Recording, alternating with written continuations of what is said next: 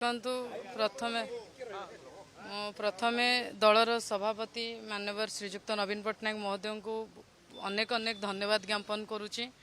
ପ୍ରଥମ କଥା, ମୁଁ ଗୋଟେ ମଧ୍ୟବିତ୍ତ ପରିବାରର ଝିଅ, ଛାତ୍ର ରାଜନୀତି ସହିତ ସଂଶ୍ଳିଷ୍ଟ ଅଛି।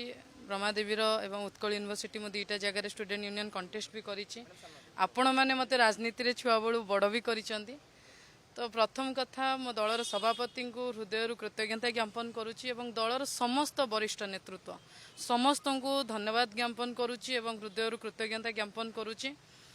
ବହୁତ ବଡ଼ ଦାୟିତ୍ୱ ଏବଂ ମୋ ଉପରେ ଭରସା କରି ଯେହେତୁ ଦାୟିତ୍ୱ ଦେଇଛନ୍ତି ମାନ୍ୟବର ସଭାପତି ଏବଂ ଅନ୍ୟ ନେତୃମଣ୍ଡଳୀ, ତ ମୁଁ ସତ ଚେଷ୍ଟା କରିବି ତାଙ୍କର ଆଶା ବିଶ୍ୱାସ ଉପରେ ମୁଁ ଠିଆ ହେବି। ନିହାତି ଭାବରେ ମୁଁ ତାଙ୍କୁ ଗର୍ବିତ ଅନୁଭବ କରିବା ପାଇଁ ଚେଷ୍ଟା କରିବି।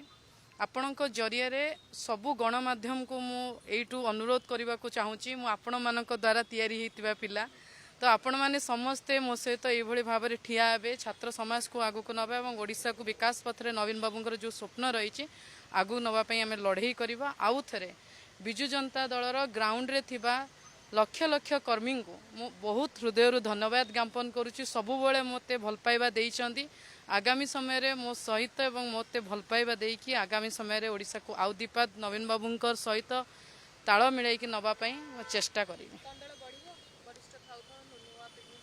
ଦେଖନ୍ତୁ, ଆପଣ ଯେତିକି ଦେଖିଛନ୍ତି ବିଜୁ ଜନତା ଦଳ ଏମିତି ଗୋଟେ ଦଳ, ନବୀନ ବାବୁଙ୍କ ପାଖରେ ସମସ୍ତେ ସମାନ ଏବଂ ବରିଷ୍ଠ କନିଷ୍ଠ କିଛି ଛାତ୍ରରେ ନଥାଏ।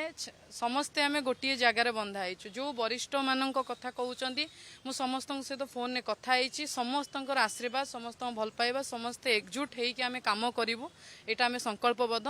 ଏବଂ ପ୍ରଥମ ଥର ପାଇଁ ବିଜୁ ଜନତା ଦଳ ଗୋଟେ ଝିଅ ଉପରେ ଆସ୍ଥା ପ୍ରକଟ କରିଛି। ଆଜି ପର୍ଯ୍ୟନ୍ତ ଛାତ୍ର ସଭାପତି ଝିଅ ହେଇନାହାନ୍ତି। ଆଉ ଯେଉଁ ଭାଇମାନେ ଯେଉଁମାନେ ଇଚ୍ଛା ଥିଲା କି ଯେଉଁମାନେ ଆପଣ କହୁଛନ୍ତି, ସମସ୍ତେ ମୋତେ ବହୁତ ଭଲ ପାଆନ୍ତି।